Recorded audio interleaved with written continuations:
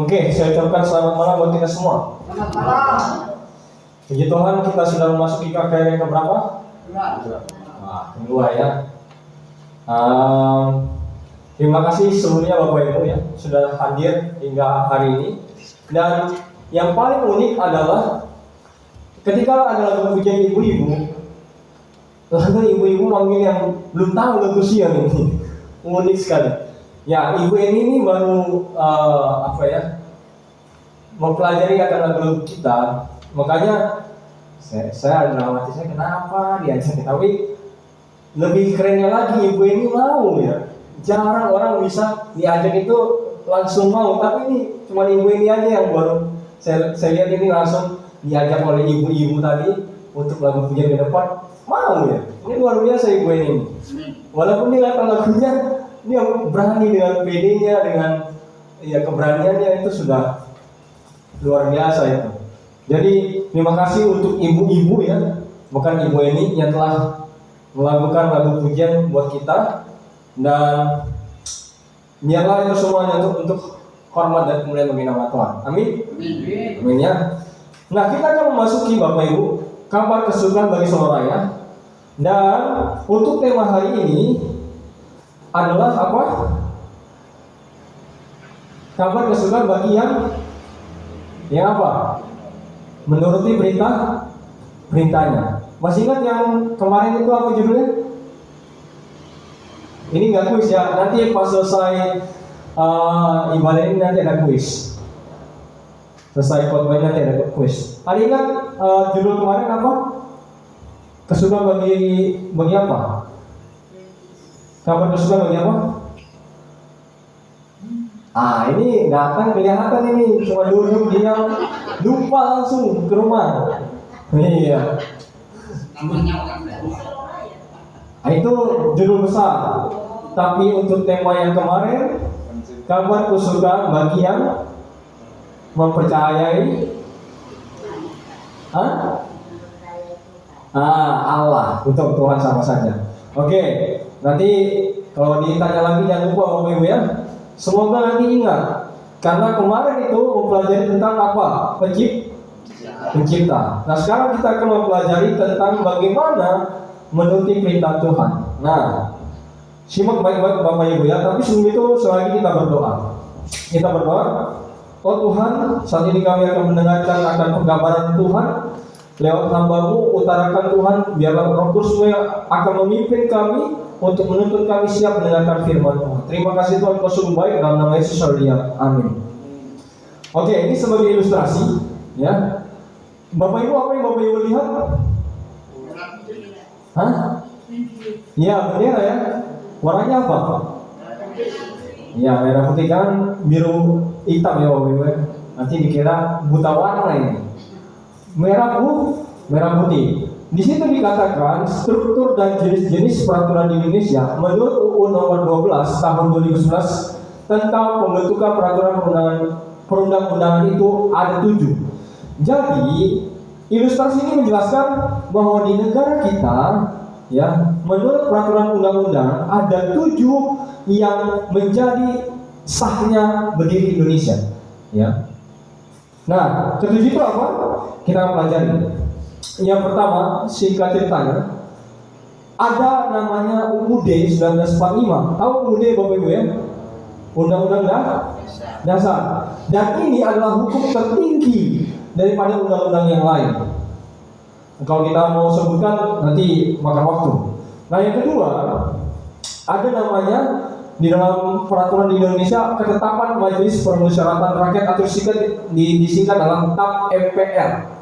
Nah, ini bagi pemerintah ya. Lalu yang ketiga, di situ dikatakan ada UU atau undang-undang, bahkan ada peraturan pemerintah pengganti undang-undang akan disebut Perpu. Ya, Perpu itu dibuat oleh Presiden dan DPR, ya, Dewan Perwakilan Rakyat. Nah, yang keempat, ada peraturan pemerintah, ya, beda dengan yang di atas tadi, yaitu disingkat PP, dibuat oleh Presiden juga untuk menjalankan UU tadi yang nomor 3. Nah, sekarang kita yang kelima.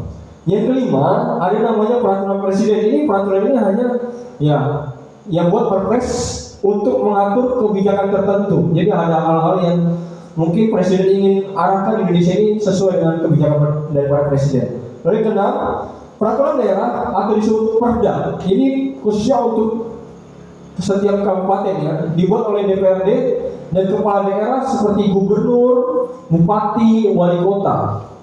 Jadi ada namanya peraturan daerah. Dan yang terakhir, pasti Bapak Ibu tahu ya, namanya peraturan di desa. Biasanya itu peraturan itu secara permusyawaratan musyawarah masyarakat. Nah, kita sudah mengetahui 7 ini, Bapak. 7 ini adalah sebagai ilustrasi adanya peraturan di Indonesia. Nah, sebagai contoh, Bapak Ibu lihat ini ada 2 gambar. Apa yang Bapak Ibu lihat di sini? Nggak kelihatan betul ya? Hah? Pelanggaran apa ini yang kita lihat dari kendaraan bermotor?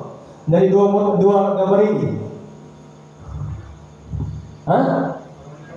Lawan arah. Oke. Yang kedua? Tidak pakai helm. Ini sebagai contoh, dan ini isinya ada di dalam undang-undang kita, Bapak Ibu. Sebagai contoh, di dalam pelanggaran terhadap yang melanggar akan lalu lintas itu ada di dalam pasal-pasal undang-undang ini. Nah, contohnya yang pertama, kalau di dalam pasal undang-undang nomor 281, pelanggarannya ialah tidak mempunyai SIM. Ada sanksinya. Sanksinya adalah kurungan 4 bulan di penjara dan denda 1 juta atau denda 1 juta. Jadi pilih yang mana? Mau di penjara atau bayar 1 juta? Kalau tidak mempunyai SIM. Nah, kalau yang kedua, di dalam pasal 287 dikatakan melanggar lampu merah atau marka jalan. Tahu marka jalan ya? Nah, itu bisa kecelakaan nanti. Dan di situ kena sanksi denda 500.000. Lalu yang ketiga, tidak membawa STNK. Tidak membawa STNK pasal 288 dengan sanksi sama denda 500.000.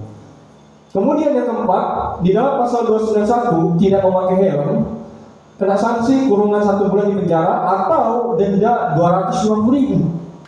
Dan yang terakhir, mengemudi ugal-ugalan juga ada pasal 311 ya, pasal 311 itu dikenakan denda 250.000.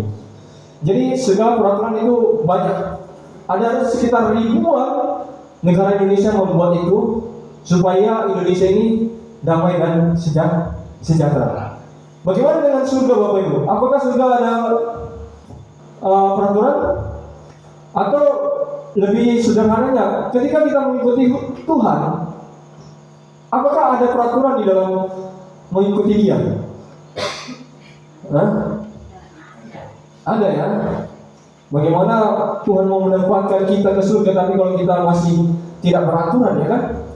Nah, jadi di surga atau menjadi pengikut Tuhan ada peraturan yang harus kita ikuti. Apakah di dalam mengikuti Tuhan ada sebuah hukum? Di dalam Mazmur 119 ayat 7 menjawab, aku akan bersyukur kepadamu dengan hati jujur apabila apa? Aku belajar hukum-hukummu yang adil. Jadi ini perkataan siapa, Bapak Ibu? Iya, Tuhan. Kan siapa? Nabi siapa ini?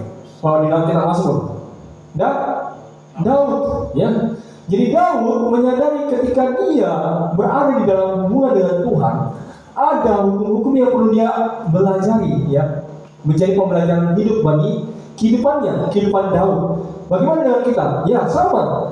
Apa yang Daud rasakan juga kita rasakan. Karena apa?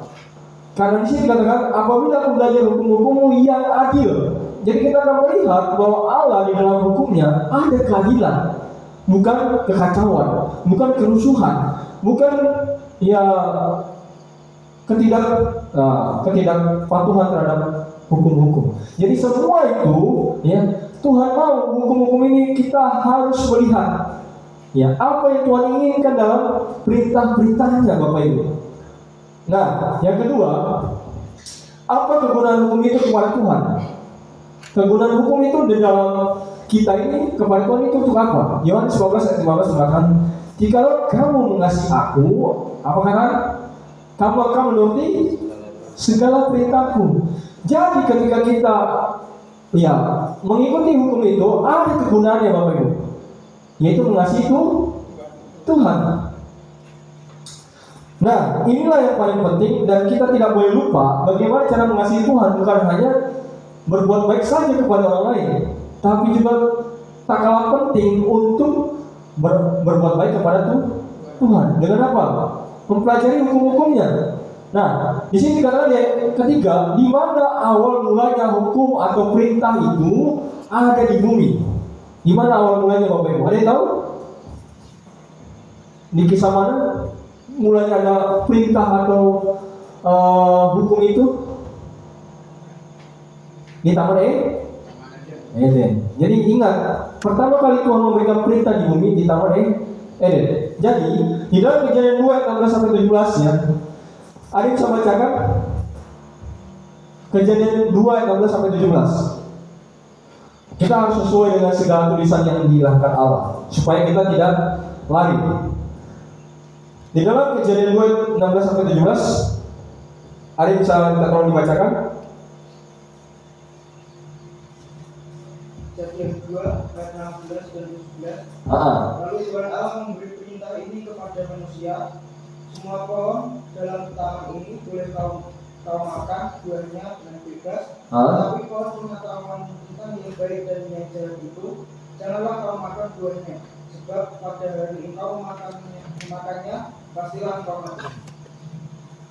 Jadi apa yang kita tadi dengar, yang dibaca oleh Saudara Rika, semua pohon di taman ini boleh kamu makan buahnya.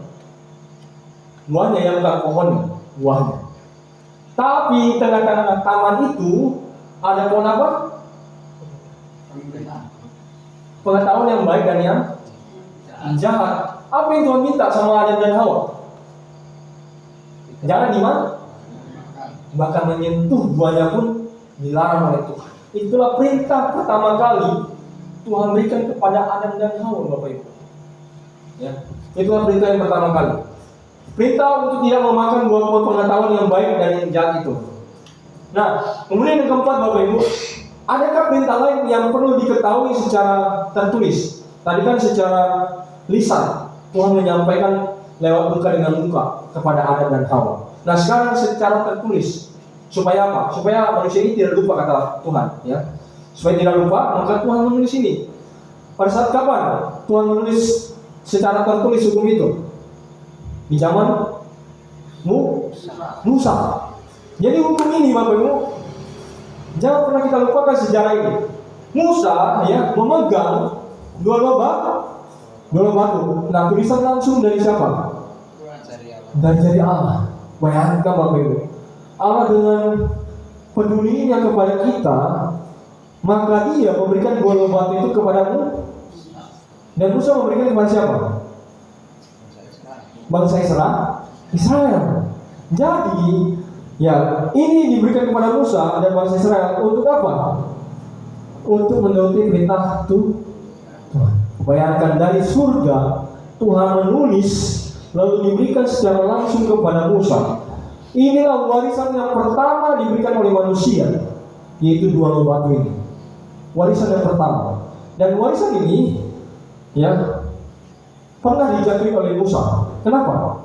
Karena ketika dia turun dari Gunung Sinai melihat bangsa Israel sedang menyembah patung lembu emas, dan pada saat itulah Musa kecewa dan menjatuhkan dua batu itu. Tapi dari situ Tuhan masih mengingatkan kembali. Tuhan masih menyayangi Musa bahkan bangsa Israel dengan hukum Tuhan. Kemudian Bapak Ibu, isi dari dua batu itu, kita akan mempelajari dua batu ini. Di dalam Keluaran 20 ayat 1, lalu Allah mengucapkan segala firman ini. Lalu di ayat kedua, akulah Tuhan Allahmu yang membawa engkau keluar dari tanah Mesir, dari tempat perbudakan. Jadi Tuhan menyatakan dirinya lewat hukum itu bahwa Dia adalah Allah yang mengeluarkan bangsa Israel dari masa perbudakan. Dan di dalam hukum ini, inilah bentuknya Bapak Ibu. Ini loh batu yang kiri yang dipegang oleh Musa, dan ini loh batu yang di kanan oleh dipegang Musa. Kita akan mau pelajari batu yang di kiri. Nah, yang di kiri ini Bapak Ibu, kita buka Alkitab kita. Nah, di sini cuma hanya ditulis ayatnya saja. Di loh batu itu ada yang pertama 1 sampai 4 di dalam Keluaran 20 ayat 3 sampai 8. Ya.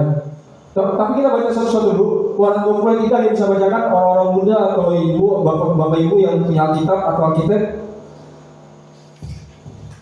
Keluaran 20 ayat 3.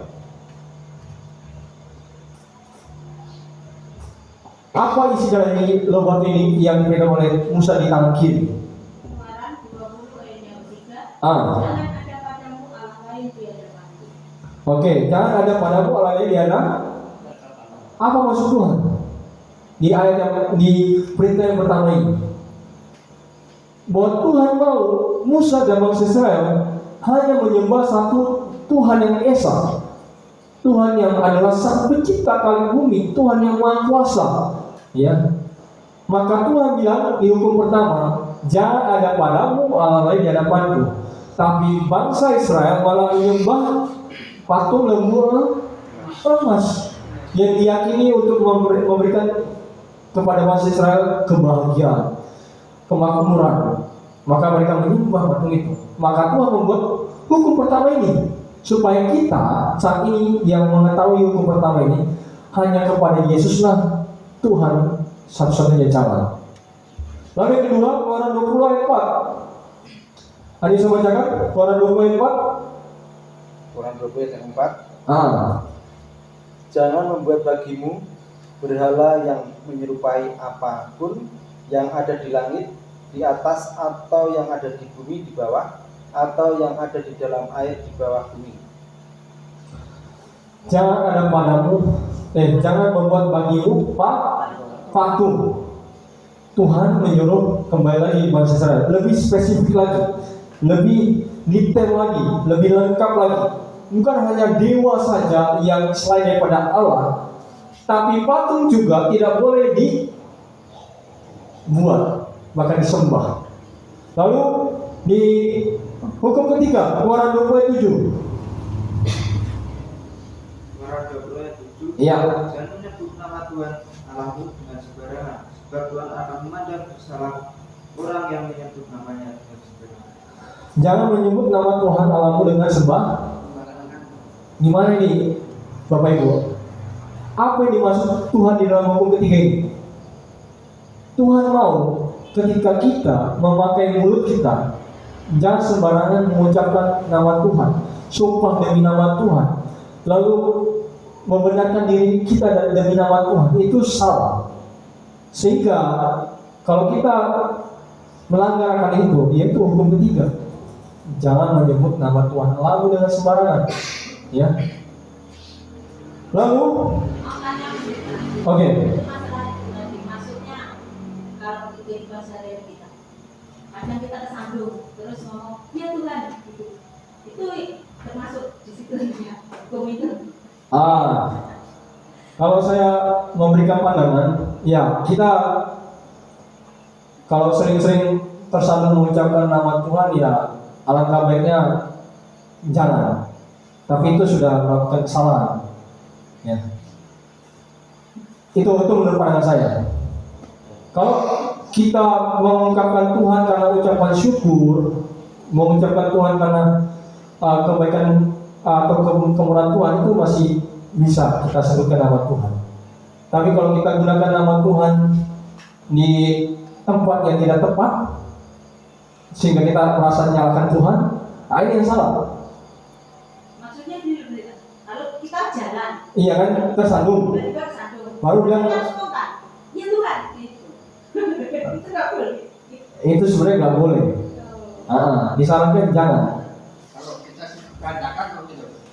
Nah, kalau kita tuh umpamanya saya tuh ngaret atau gimana? Apa? Misal ngarit, misal Cari ngarit. rumput. Misalnya Oke.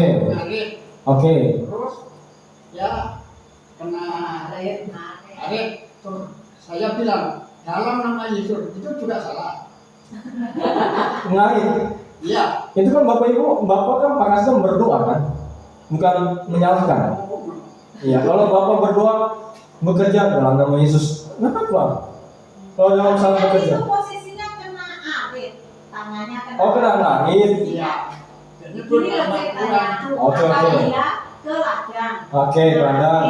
Terus tiba-tiba kena arit, Sakit, tangannya kena arit. Bilang Dalam dalam nama nama Yesus. Yesus, itu loh maksudnya. Oh, jadi pas kena apa cobaan itu? Spontan itu kan ucapan spontan. sakit itu, sakit. Iya, tahu. Kalau dari pengalaman saya, ini pertanyaannya pernah juga ditanyakan oleh orang Sumatera. Sebenarnya kalau menurut kita yang spontan itu, ada kalanya ini kalau penyakit dalam psikologi itu apa ya namanya? Aku lupa. Latah. Iya, latah ya, kalau dalam bahasa Indonesia. Tapi kalau dalam bahasa psikologi ada. Babak latahnya bahaya. Iya. Astagfirullah. Nah, tapi kalau dari menurut pandangan saya itu tidak diperbolehkan. Ya, mau kena apapun itu, ya ungkapan nama Tuhan itu seperti nama yang suci, kudus. Karena kalau kita menyalahkan Tuhan dalam kondisi apapun itu, atau dalam kondisi tersandung yang dibuktikan dengan latah atau apapun itu namanya, itu sebenarnya sudah melanggar. Dan kalau kita mengungkapkan nama itu dengan ya latah itu, maka kita perlu bergumul Bapak Ibu untuk berdoa, Tuhan semoga latah ini dihilangkan, semoga latah itu atau apapun yang saya dapat ini, entah cobaan, entah kesabit atau apa, jangan sampai saya menyebut nama Tuhan. Ya, tapi alangkah baiknya Tuhan, lebih baik gini, Tuhan saya bersyukur walaupun saya kena sabit, itu nggak apa-apa. Segala sesuatu jangan hanya dalam keadaan sukacita saja Bapak Ibu bersyukur, tapi dalam waktu kesusahan juga Bapak Ibu harus bersyukur. Dalam waktu Bapak Ibu menderita juga Bapak Ibu harus bersyukur dalam nama Tuhan. Itu boleh. Oke, kita lanjut lagi ya. Sekarang hukum keempat, Keluaran 20 ayat 8. Ya pasti ini Bapak Ibu udah tahu ya. Ingatlah dan kuduskan hari. Ini ayat apa nih? Yang tidak pernah dilupakan oleh ciri khas gereja Advent. Ya, Keluaran 20 ayat 8, ingatlah dan kuduskanlah hari Sabat. Jadi ini masih tangan kiri, belum lagi tangan kanan yang dipegang oleh Musa. Kalau yang tangan kiri ini melambangkan satu loh batu ini adalah kasih atau sifat hukum moral kepada Allah. Karena ini masih bertentangan dengan keinginan Tuhan terhadap kita bahwa kita harus menyembah Allah yang benar. Dari hukum inilah, hukum 1 sampai 4. Nah sekarang hukum moral yang Tuhan berikan kepada Musa lewat tangan kanan ini adalah hukum kepada sesama manusia. Nah ini yang kita pelajari. Sekarang kita buka Keluaran 20 ayat 12. Ada yang bisa bacakan? Keluaran 20 ayat 12.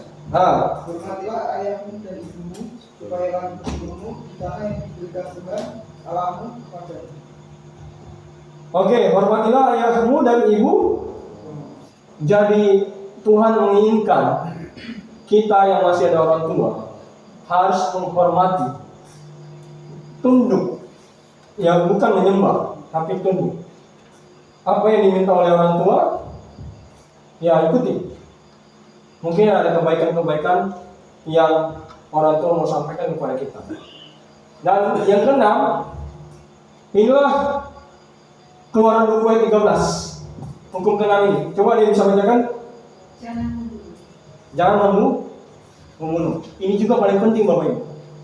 Tuhan mau kita sesama manusia jangan membunuh akan satu dengan yang lain. Ya, jangan membunuh. Membunuh secara nyawa atau membunuh secara karakter juga. Jadi ada dua pembunuhan ini. Ya. Membunuh secara nyawa manusia dan karakter manusia. Ini yang perlu kita hilangkan. Ada saja orang di luar sana, ya mungkin dia sebagai orang yang berkuasa yang memiliki uang, baru dia ajak-ajak orang untuk apa? Mencemooh, untuk meludahi, untuk membuat perkara-perkara besar di sana. Dan orang yang berkuasa ini mengajak orang yang ya mungkin dia dibayar oleh orang-orang yang berkuasa ini, sehingga itulah yang merusak atau membunuh karakter orang lain. Karena apa? Karena keinginannya. Jadi ini yang perlu dihindari oleh Tuhan kepada kita. Ya, untuk menjaga kasih kita sesama manusia. Lalu hukum yang ke-7, Warna 14. Nah, jangan berzina. Ini paling penting juga Bapak Ibu. Ya. Kalau kita sudah menikah, jangan lagi kita mencari yang lain. Ya. Karena kasusnya banyak sekali di dunia ini, bukan hanya orang tua, tapi orang muda juga. Ya, belum nikah juga melakukan hubungan seperti suami istri. Nah, ini yang Tuhan tidak inginkan. Ya. Lalu yang ke-8, Mencuri. jangan mencuri. Ini paling penting juga Bapak Ibu. Seringkali kalau kita membutuhkan sesuatu dan tidak ada lagi cara yang lain, maka cara inilah yang paling ampuh, mencuri. Nah, saya yakin Bapak Ibu tidak melakukan pelanggaran hukum ke-8. Ya, yang ke-9. Mengucapkan kasih dusta tetap sesama. Ini artinya jangan berbohong. Atau membuat perkara yang tidak benar. Wah, Pak Bambang ini bawa perempuan ini, makan perempuan sendiri. Nah, itu sudah melanggar ke hukum 9. Jangan mengucapkan saksi dusta tentang sesama. Artinya kita harus menjaga kasih itu dengan ya peduli, bukan untuk menyakiti, untuk menjatuhkan, tapi malah mengasihi. Lalu yang terakhir, Warna 17. Jangan milik sesama. Ya, Jangan milik sesama. apa yang Tuhan inginkan dalam hukum ke-10 ini? Seringkali manusia ketika sudah ada kekayaan, kita yang tidak kaya pasti melihat, aduh, emas yang di leher Bupati ini tuh mahal juga ya. Saya pengen sekali seperti punya ibu ini, Bupati ini. Kapan ya saya punya emas di kalung seperti Bupati ini? Nah, itu sudah mengingini. Ya, jangan mengingini. Nah, dalam ke-10 ini kita sudah belajar yang Tuhan inginkan adalah kasih kepada Allah dan kasih kepada manusia di dalam 10 hukum ini, Bapak Ibu. Dan kita perlu namanya belajar akan 10 hukum ini.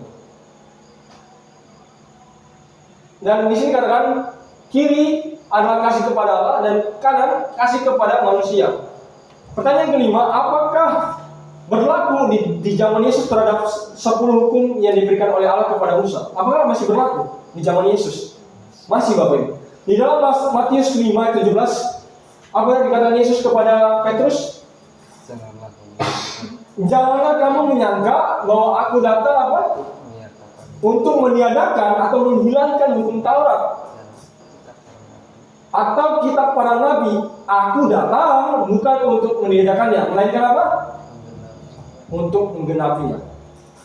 Dalam bahasa Yunani, plero artinya memenuhi, melengkapi. Jadi ketika Yesus datang, hukum Tuhan itu masih berlaku.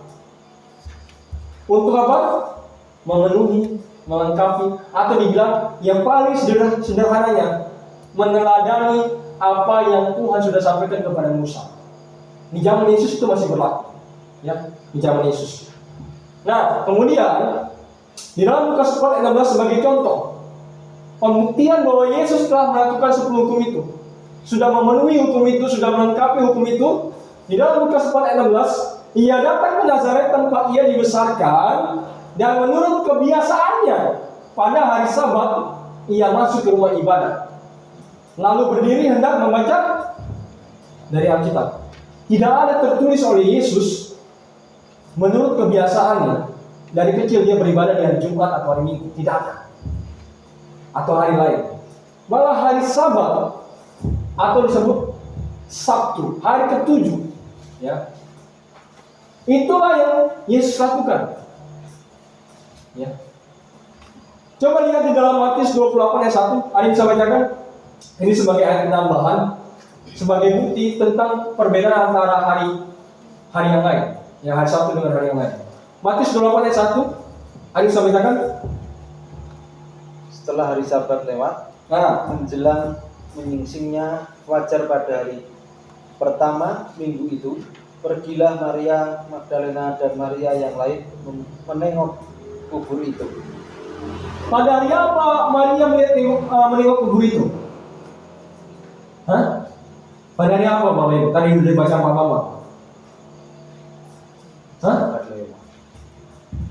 Hari ini? Hari Minggu. Minggu. Ya. Kalau dalam bahasa Yunani itu Ehad, kalau dalam bahasa Arabnya itu Ahad. Ya. Hampir sama. Hari pertama, hari Minggu.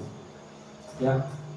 Dan kalau dibilang di ayat 1, setelah Sabat lewat, muncul hari ini. Apakah hari Sabat hari Minggu? Oh tidak. Tetap hari Sabtu. Jadi jelas Bapak Ibu ya, Alkitab sudah katakan bahwa hari Sabtu adalah hari Sabat. Yang terakhir, Ibrani 4 ayat 9 untuk menjawab yang nomor 5 ini. Apa sudah dikatakan Ibrani 4 ayat 9? Untuk menjelaskan tentang hari Sabat. Ibrani 4 ayat yang 9. Jadi masih tersedia suatu hari penantian, hari ke-7 bagi umat Allah. Nah, jadi apa? Masih tersedia. Iya. Apakah Tuhan meniadakan hukum tadi? Tidak. Masih tersedia. Nah sekarang pendeta, kenapa gereja Kristen yang lain melupakan hari Sabat? Ya, nanti kita akan bahas Bapak Ibu ya. Nah, ini ada pertentangan di bagaimana dengan ayat ini. Efesus 2 ayat 14 dan 15. Karena dialah damai sejahtera kita yang telah mempersatukan kedua pihak dan yang telah meruntuhkan tembok pemisah, yaitu perseteruan, sebab dengan matinya Yesus di kayu salib ya, sebagai manusia ia telah membatalkan hukum Taurat itu dengan apa? Segala perintah dan ketentuannya, untuk menciptakan keduanya menjadi satu manusia baru di dalam dirinya, dan dengan itu mengadakan damai sejahtera. Jadi ayat inilah yang menjadi jawaban bagi orang-orang di luar sana ya, yang kenal Yesus, beribadah di hari Minggu, yang menyatakan adalah sebagai kebangkitan Yesus. Tapi tidak ada disuruh oleh Tuhan. Masih tersedia hari penantian, hari kebangkitan Yesus yang hari Minggu, tidak ada dalam Alkitab. Yang ada masih tersedia suatu hari penantian, hari ke-7 yang harus kita sembah. Nah, di sini kan sebab dengan matinya, artinya Bapak Ibu, orang Kristen menyatakan bahwa ketika Yesus telah mati di kayu salib, 10 hukum itu tidak berlaku lagi. Karena Tuhan sudah menggenapinya, artinya sudah memenuhi akan perintah itu, dan umat pengikut Tuhan tidak lagi melakukan 10 hukum itu. Masa kita yang kenal Tuhan tidak tahu hukum Tuhan dan tidak mau mengikuti hukum itu dengan karena ayat ini? Jadi orang-orang salah tafsir Bapak Ibu. Ini ia membatalkan hukum Taurat. Jadi hukum Taurat ada 3. Kita akan bahas. Nah, lihat hukum Taurat menurut tradisi kenabian ya, yang dipakai oleh Bapak Gereja yaitu Agustinus di abad yang pertama, dan reformator gereja ialah John Calvin di abad 1800-an ya. Nah, di sini ada 3 bagian jenis hukum, contoh, dan status setelah Kristus. Nah, jenis hukum yang kita maksud adalah hukum Taurat itu ada 3: moral, seremonial, dan sipil.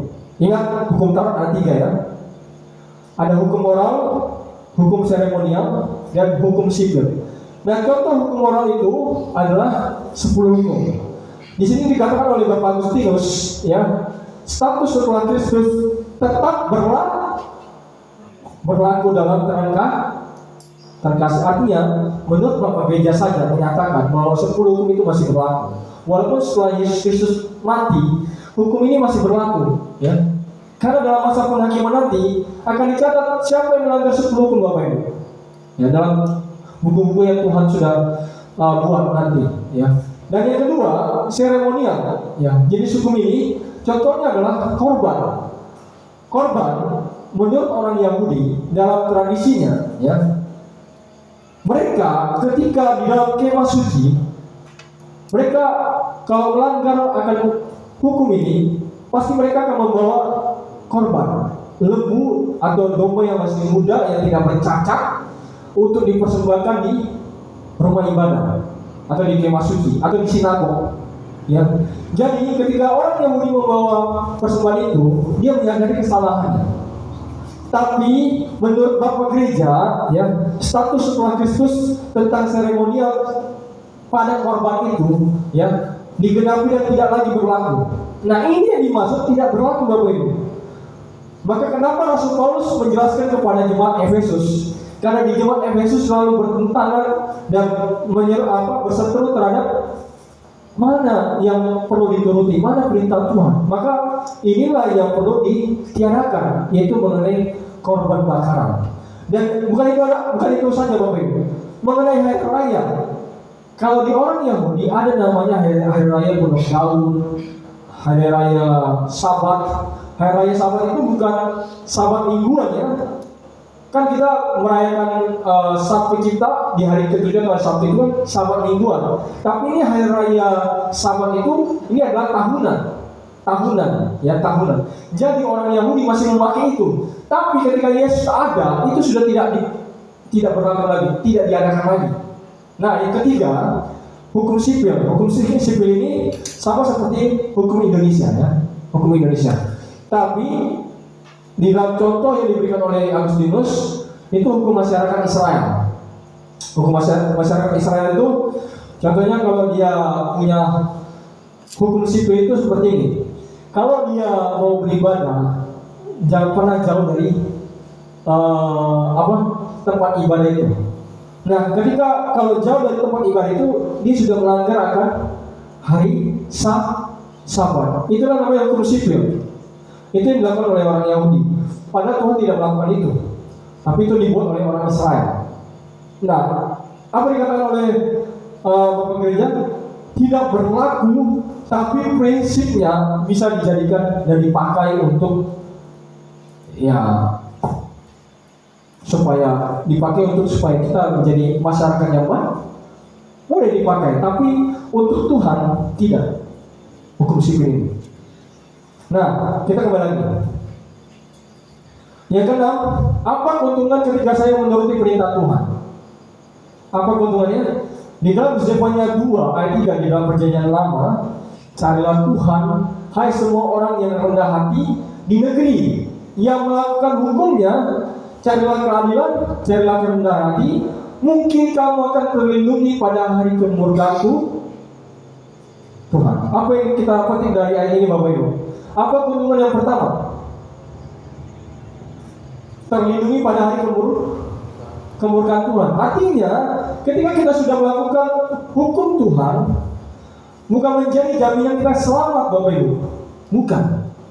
Tapi melindungi kita pada hari kemurkaan Tuhan. Yang dimaksud adalah, kalau seandainya kita berada di masa penghakiman nanti ketika Yesus datang 2 kali, maka ketika kita sudah melakukan hukum Tuhan akan menjadi pembela kita, Bapak Ibu. Wah, Bapak Markus yang setia, walaupun dituduh oleh Lucifer, saya mengasihi dia karena dia telah menuruti perintah saya.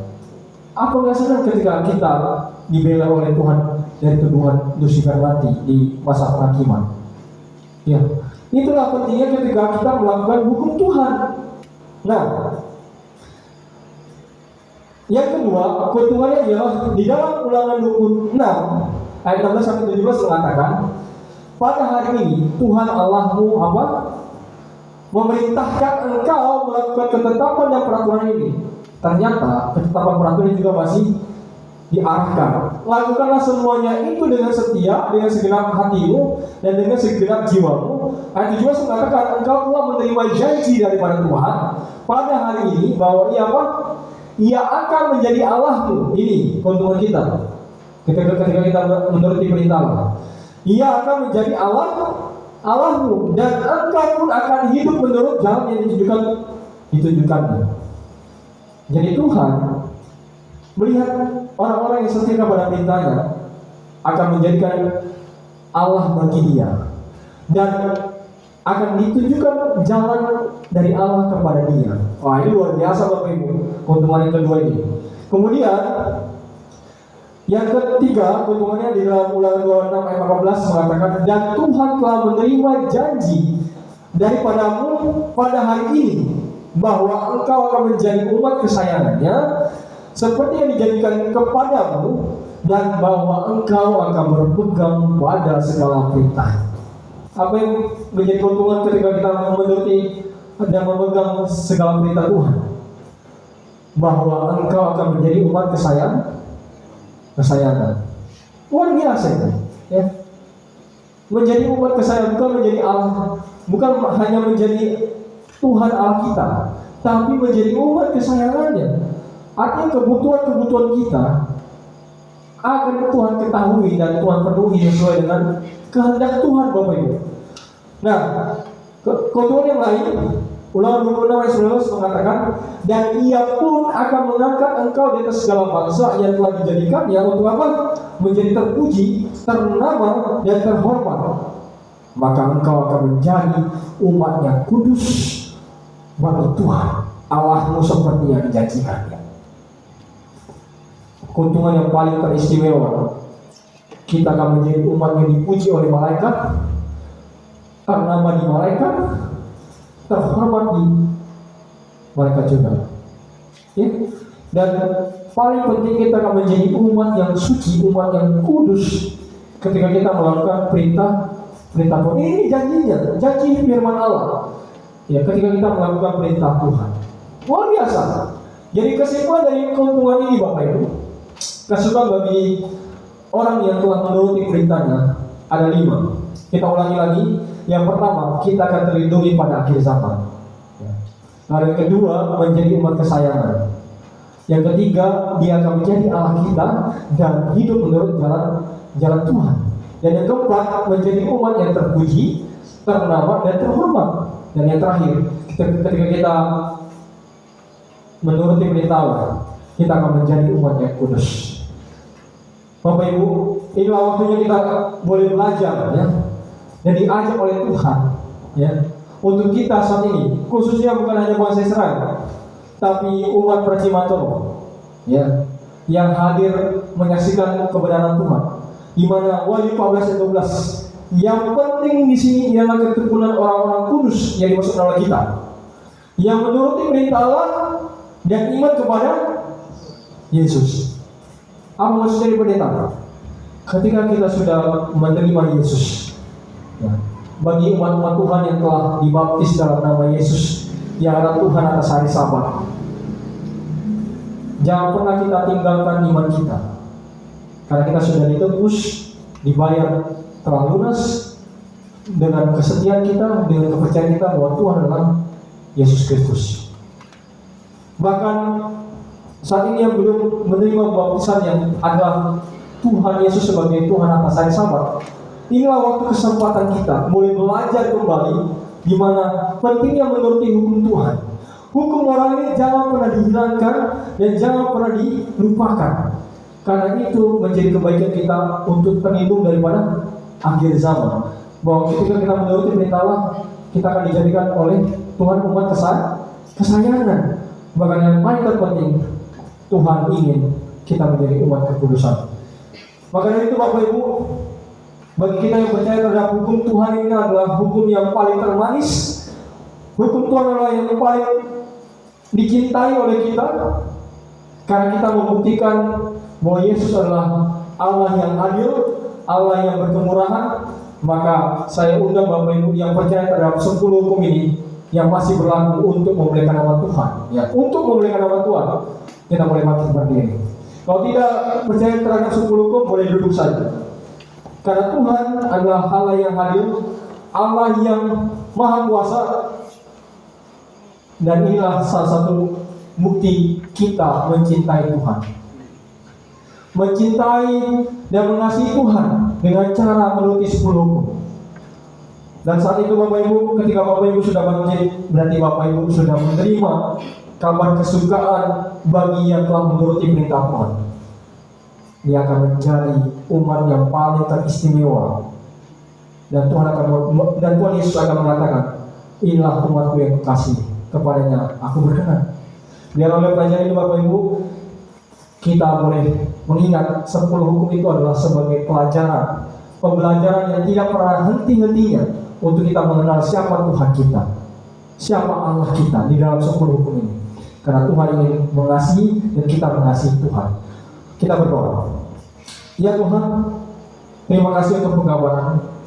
Biarlah kabar kesukaan yang kami telah dengar bagi yang telah mempelajari akan perintah Tuhan, bahkan menuruti perintah Tuhan, kami hanya meminta pertolongan Tuhan saja. Agar kami dituntun dengan kuasa Roh Kudus boleh belajar, ada kemauan untuk memperhatikan perintah-perintah Tuhan serta janji-janji Tuhan ketika kami menuruti segala perintah Tuhan. Bahkan berpegang pada perintah Tuhan, agar kami menjadi umat kesayangan-Mu dan umat yang kudus yang Tuhan akan senantiasa memanggil kami ketika Yesus datang kedua kali. Oh Tuhan, biarlah kiranya Engkau boleh berkati umat-umat Tuhan yang berdiri, yang mempercayai Tuhan yang adil dalam 10 hukum sebagai hukum moral, hukum kasih, di mana Allah adalah kasih. Terpujilah nama Tuhan, kami serahkan semuanya ke dalam tangan pengasihan oleh Tuhan, di dalam nama Yesus, haleluya, amin. Silakan duduk.